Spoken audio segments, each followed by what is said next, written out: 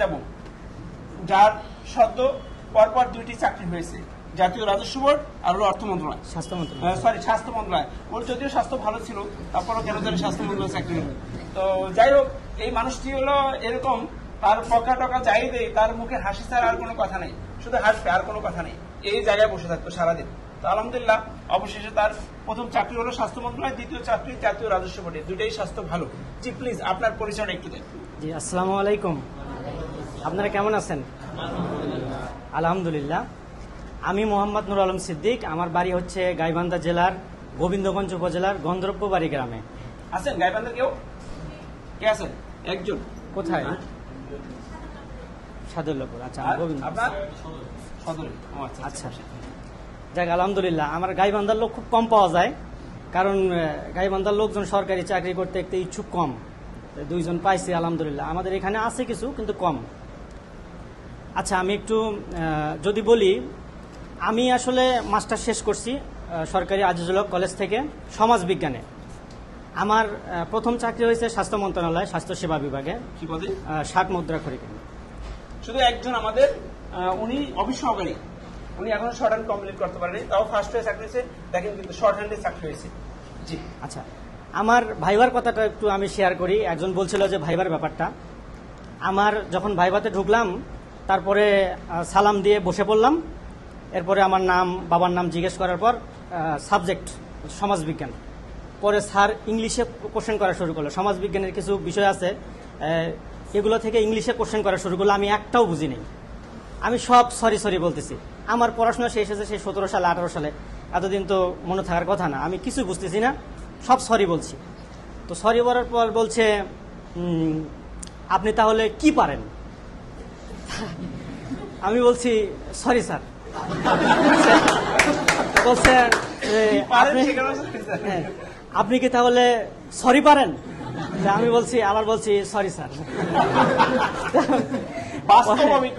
হ্যাঁ, পরে বলছে আপনি কোথায় থেকে কম্পিউটার শিখছেন, শার্টলিপি শিখছেন? আমি বলছি ঢাকা বহুবাসী থেকে। এই একটা প্রশ্ন ছাড়া আমি আর কোনো উত্তর পারিনি, সত্যি কথা। কিন্তু আমি মেধা তালিকায় দ্বিতীয় হয়েছি। আমি ওখান থেকে বের হওয়ার পর ভাবছি যে আমার চাকরিটা মানে হবেই না, অসম্ভব। কিভাবে সম্ভব? আমি একটা প্রশ্ন পারি নাই। শেষ পর্যন্ত আমাকে বলছে, আচ্ছা আপনি তো তাহলে সমাজবিজ্ঞান পড়ে সমাজবিজ্ঞানী হয়েছেন না, মানে খুব রাগ করে। তা আমি বললাম না স্যার, মানে লজ্জা করে বলছি না স্যার। কি হয়েছেন? তা আমি বলছি স্যার, সমাজ সম্পর্কে জানতে পারছি, সমাজের অবস্থা সম্পর্কে জানতে পারছি, সুনাগরিক সম্পর্কে জানতে পারছি। আচ্ছা তাহলে একটা ট্রান্সলেশন করেন, আমি সমাজবিজ্ঞান পড়িয়া একজন সুনাগরিক হইয়াছি এবং সমাজ সম্পর্কে অনেক কিছু জানতে পারিয়াছি। তো আমি তো মানে পারি নাই। পরে বলছে সরি স্যার। পরে মানে যেরকম মানে আমার মার দেওয়ার মতো অবস্থা। পরে আমি বলছি কি বলবো আর, পরে বলছে যান বের হয়ে যান।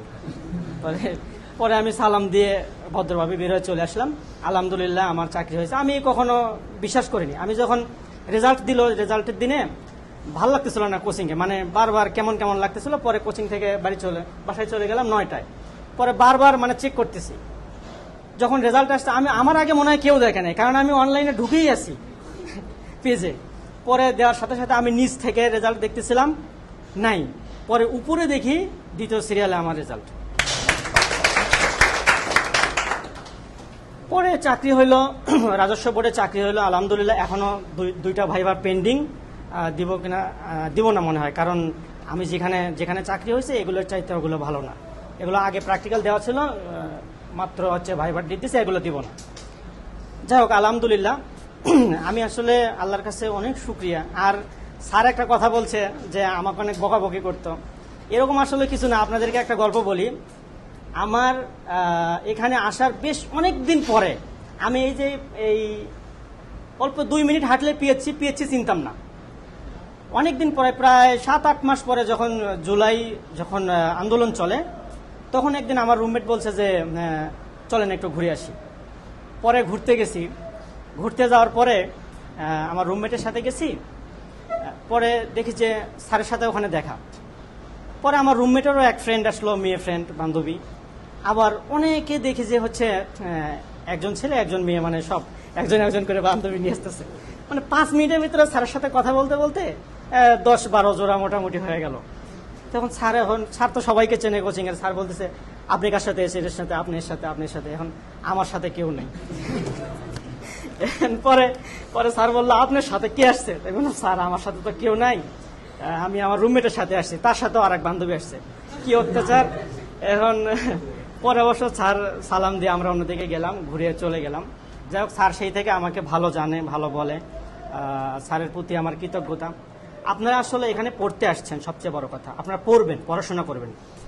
লাস্ট কয়েক মাস, প্রায় 6 মাস ধরে আমি যে কাজটা করছিলাম, যখন চাকরি হচ্ছে না, দেয়ালে যখন পিঠ থেকে গেল, বাড়িতে একটা কুকুরের দামটা ছিল, আমার দামটা ছিল না ভাই। কিন্তু এখন আসলে ভাল লাগতেছে, এখন মানে বিয়ের প্রস্তাব অনেক আসতেছে, মানে এটা একটা বিষয়।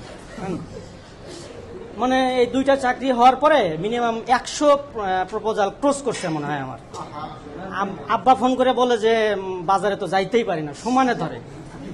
আগে কিন্তু একটা আসতো না, এখন সমানে আসে, তাই এটা একটা কিন্তু মজার বিষয় না, ভালোই লাগে।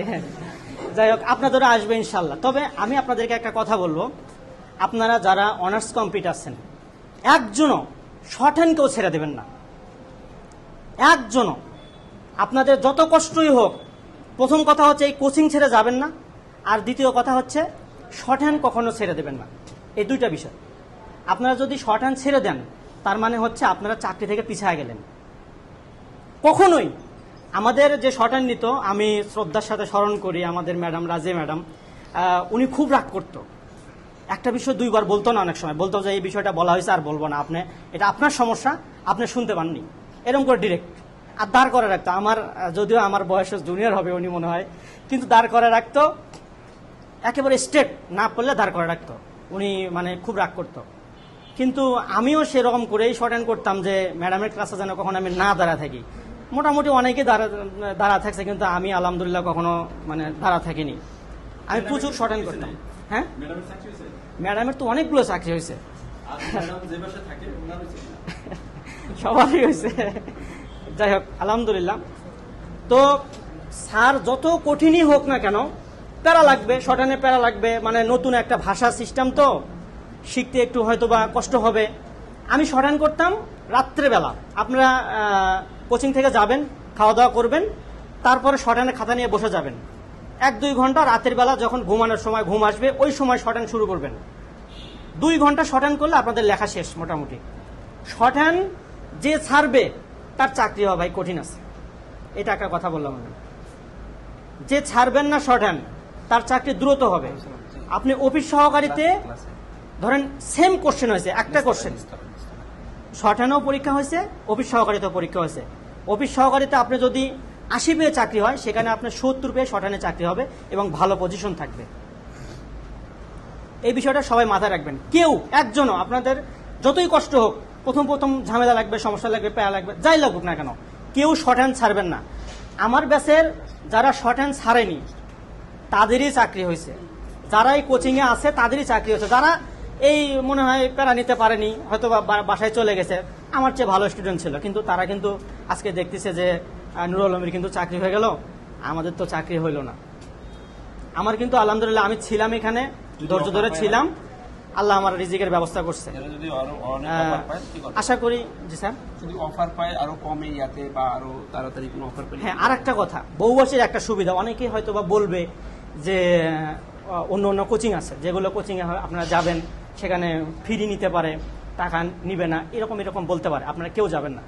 এখানকার একটা বিষয় হচ্ছে কি, আপনারা যখন বুঝবেন, আপনারা যখন প্র্যাকটিক্যালে যাবেন বা ভাইভাতে যাবেন, প্র্যাকটিক্যালে গেলে দেখা যায় কি অধিকাংশই আরে আমার এই ব্রেঞ্চে বসে পড়ছি, সবাই আমরাই। ভাইভাতে গেলে তো আরো বিষয়, আমরা এই যে এনবিআর এর ভাইভা দিলাম, ঠিকই ওরে আল্লাহ আমরাই সব, কি আরাফাত ভাই তাই না, আমরাই সব। আমরা যখন কথা বলতেছি, অন্যরা তখন দেখে, আর বহুভাষীর স্টুডেন্ট দেখে সবাই কেমন যেন একটু ভয় পায়, ওরে আল্লাহ বহুভাষী, আর বলে কি আপনারা ভাই বহুভাষী এসে, মানে ওরা কেমন যেন একটা ভয় পায়। আর আমরা যখন কথা বলি, ওদের মানে মানসিক অবস্থা কেমন যেন একটা দুর্বল হয়ে যায়, আর আমাদেরটা চাঙ্গা হয় যে ভয় পাইছে এরা, আমাদের তো ভালোই লাগে। এইটা একটা বেনিফিট পাবেন আপনি। আর ভাইভাতে প্র্যাকটিক্যালে আপনি যখন সাহস পাবেন যে না আমি যে কোচিং থেকে আসছি এটাই সেরা, আপনি যখন এই সাহসটা পাবেন, তখন কিন্তু আপনি ভাইভাতে বা প্র্যাকটিক্যালে ভালো করবেন। কিন্তু আপনি যদি প্র্যাকটিক্যালে ভয় পান মানে অন্য অন্য কোচিংকে দেখে যদি যখন ভয় পাবেন তখন আপনার হাত কাঁপবে। আমার তো মানে এখানে যখন আমি কোচিংয়ে যখন প্র্যাকটিক্যাল দিতাম প্রথম ফেল করছি বেশ কয়েকবার, পাসও করছি আলহামদুলিল্লাহ। আমারও মানে এমনভাবে কাঁপতো যে মনে হয় ভূমিকম্প আসছে, আমি সহ কাঁপতেছি, কম্পিউটার কিবোর্ড সহ কাঁপতেছে এরকম। কিন্তু এই ভয়টা পাওয়া যাবে না। এই কোচিংয়ের বেনিফিট হচ্ছে এইটাই সবচেয়ে বড় বেনিফিট, যে আপনি সবচেয়ে ভালো কোচিংয়ে পড়েন, আপনি সবচেয়ে ভালো কোচিংয়ের স্টুডেন্ট, এটা আপনার মাথায় যখন ক্যাচ করবে তখন আপনারা ভয় পাবেন না। তখন মনে করবেন, আপনি ভাববেন যে আমিই সেরা, তখন আপনি সেই চাকরিটা আপনি পাবেন। আর একটা কথা কি, নিজের উপর ভরসা রাখবেন যে সবাই যদি পারে আমিও পারবো, চেষ্টা করবেন প্রচুর। আর একটা কথা শেয়ার করি, একটা চাকরিতে আমার অনেক সময় এখানে পরিচিত অনেক হয়ে যায়, ছোট ভাই বড় ভাই বা পরিচিত হয়ে যায়। তো অনেক সময় এক জায়গায় বসার সুযোগ হয়, একই ব্রেঞ্চে হয়তো বা একই রুমে পড়ে গেছে, একই সিটে পড়ে গেছে, বসার সুযোগ হয়। তো কাছাকাছি বসলে দেখা দেখি করে 2-4 মার্ক 5 মার্ক দেখা দেখি করে লেখা যায়। তো আমার একটা রেজাল্ট আসছে, এক ছেলের কাছে বসছিলাম, ওনার কাছে 4-5 মার্ক হেল্প পাইছি পড়লিল্লাহ। আমার মা অসুস্থ, আপনাদের কাছে আমি আমার মার জন্য দোয়া চাচ্ছি। আর একটা বিষয়, সেটা হচ্ছে আমি আপনাদের কাছে আর একটা দোয়া চাই যে অনেকে চাকরিতে জয়েন করে বা চাকরি করে সৎ থাকতে পারে না, সততার সাথে চাকরি করতে পারে না। আমি যেন শুরু থেকে শেষ পর্যন্ত আমার সারা জীবন যেন সততার সাথে সবভাবে আমি হালাল রিজিক যেন আল্লাহ আমাকে দেয়। মানুষ তো মানে কখন হয়তো আমরা শয়তানের ফাঁদে পা দিয়ে ভুল করে ফেলি, শয়তান আমাদেরকে সবসময় অসহসা দেয়। তো আমি আপনাদের কাছে দোয়া চাই, আমি যেন কখনো শয়তানের ফাঁদে পা না দেই, সারা জীবন যেন আমি সততা থাকতে পারি। আর একটা কথা, আমার 2টা চাকরি হয়েছে, কিন্তু আসলে আমার আনন্দের যে পরিপূর্ণতা এটা আসলে হচ্ছিল না। আমি আর আমার এই বন্ধু, ওর নাম তারেক, আমরা আসলে ও 2 দিন আগে আসছে, আমি 2 দিন পরে আসছি, একই বেডে ছিলাম একই সাথে।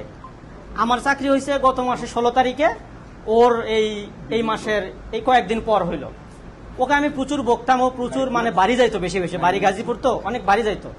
তো আমার চাকরিটা হওয়ার পরে আমার একই সাথে মানে একসাথে কোচিংয়ে আসতাম, একসাথে যাইতাম, একসাথে ঘুমাতাম, সব একসাথে। ওর চাকরিটা মানে হইল না যখন, স্বাস্থ্যতে সেও ভাইবা দিছিল, কিন্তু চাকরিটা হয়নি। তো আমার আসলে আনন্দের মানে পরিপূর্ণতা পাচ্ছিল না। তো আলহামদুলিল্লাহ আমি আজকে খুবই খুশি যে আমার বন্ধুর চাকরি হয়েছে আলহামদুলিল্লাহ। এই বহুভাষী ভাই এমন একটা জায়গা, যে জায়গায় মানুষের চাকরি হলে হিংসা হয় না। মানে মনে হয় কি, একজনের চাকরি হলে মনে হয় আরে ভাইয়ের চাকরি হয়েছে, তার মানে আমিও লাইনে আছে, আমারও হবে।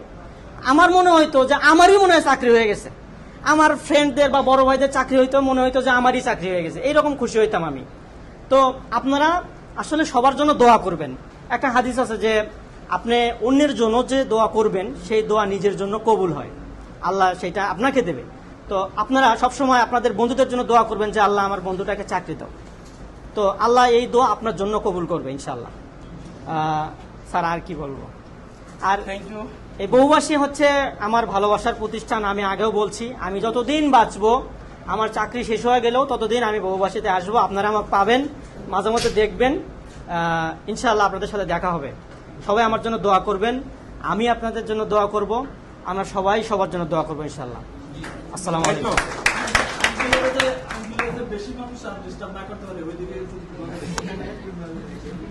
শুনছেন, বলছিল অনেক যে বাড়ির কুকুরের যে দাম আছে আমার তাও দাম ছিল না গত 6 মাসে, আর এখন সেইখানে তার সিরিয়াল পড়ে গেছে, মেয়ের মারা সিরিয়াল দিচ্ছে। তো আপনাদের সবাইকে কিন্তু সতর্ক করে দিচ্ছে যে পিএইচসিতে তার সাথে দেখা, যে আমি প্রতিটার খবর নিয়েছি, কিন্তু সেই মানুষটার কেউ ছিল না সাথে।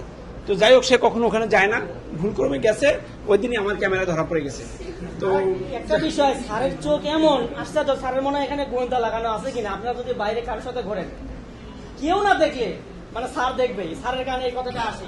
মানে যারা যারা ঘুরছে তাদেরকে বলে, এই আপনি কোথায় গেছিলেন আজকে, আলম ভাই তো আরো কি একটা অস্থির অবস্থা। তবে আমাকে কোনোদিন বলতে পারে নাই, এটা আমার সৌভাগ্য। আলহামদুলিল্লাহ, যে মানুষটি সরি সরি বলতে বলতে শেষ ভাই বাবুরে, সেই মানুষটি সারা বাংলাদেশে সেকেন্ড হয়ে চাকরি পেয়েছেন।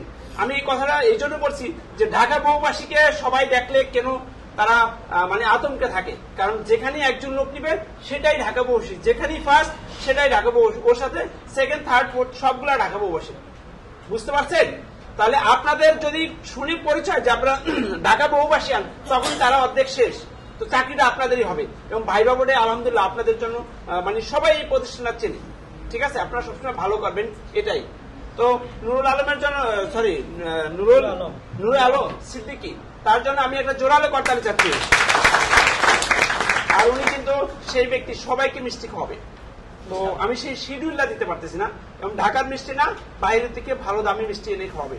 উনি একমাত্র ব্যক্তি বলছে 7 দিন টানা মিষ্টি খাওয়াবে ঢাকা বসে সবাইকে। ওনার বান্ধবীকে বলছে, বান্ধবীর 2টা চাকরি হয়েছে, তো এখন বান্ধবী তারে খালি খুঁজতেছে, ও আবার ওই সময় আসে না। Thank you. ওর মা সুস্থ হয়ে গেছে চাকরি হওয়ার পরে। Thank you. এবার আমরা